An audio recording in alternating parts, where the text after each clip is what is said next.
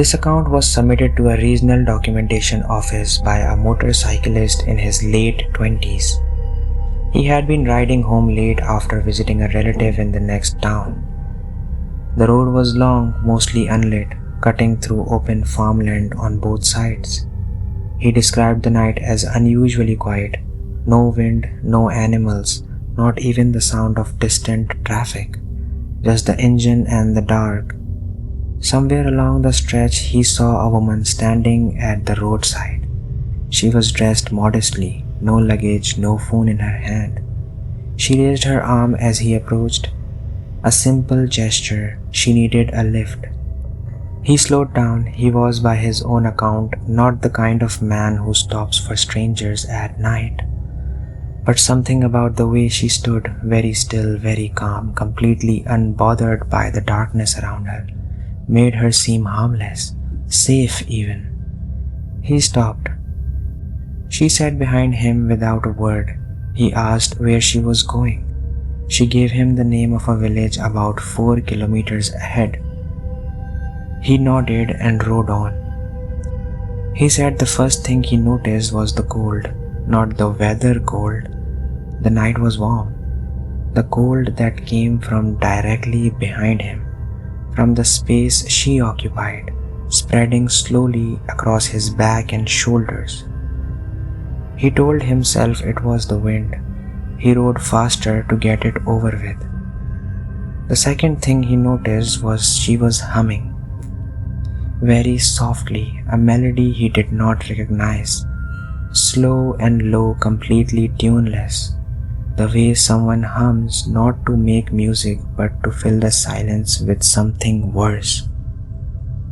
He reached the village. He slowed down and turned his head to tell her that they had arrived. There was no one behind him. He stopped the bike. He got off. He looked up and down the road in both directions. Nothing. Open farmland. No buildings. Nowhere she had gone in seconds. He stood there for a long time in the dark, not moving, not entirely sure with what had just happened. He rode the rest of the way home without stopping. He mentioned in his written account that 2 days later he ran into an old man from the village. He described the woman casually, not expecting anything. The old man listened carefully, nodded slowly, and said the description matches a young woman who had died on the exact road several years ago. She had been trying to get home. She was still trying. The account I'm about to share was preserved in a rural folktale registry, submitted by a man identified only by his initials. He was a lorry driver. He had driven that particular stretch of road hundreds of times. He knew every curve, every broken signpost, every dead tree along the way, which is exactly why what he saw that night unsettled him, not as a stranger, but as a man who knew with complete certainty that what was standing at the crossroad had never been there before. It was past midnight. The road was empty in both directions.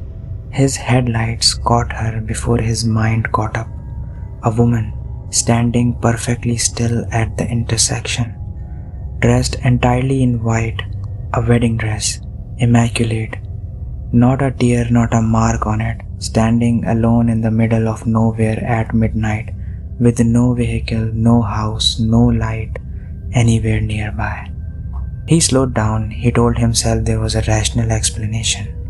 A wedding nearby, a woman who had wandered. He was a practical man.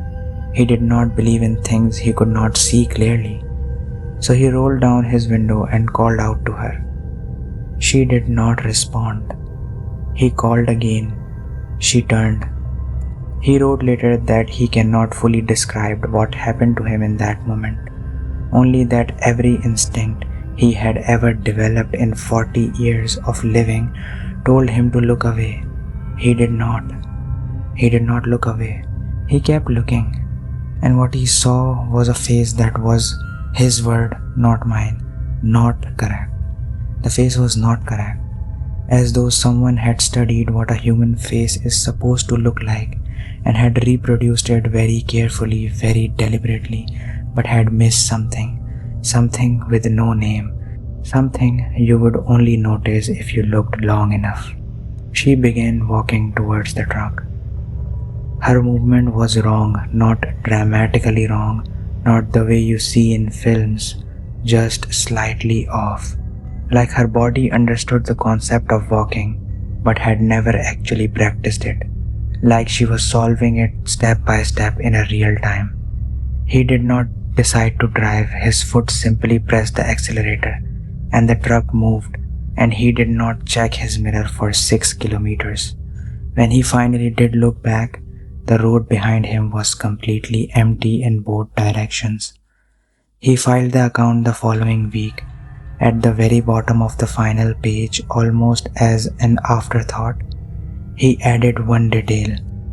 He had returned to the crossroad 3 days later in full daylight just to settle his own mind. He found footprints in the dried mud at the intersection, pressed deeply, heading in the direction his truck had been parked. The toes on every footprint were facing backward.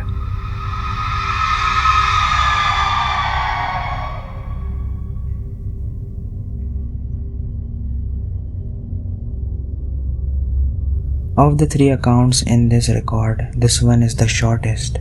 It was submitted anonymously, no name, no initials, no location beyond a journal, rural district.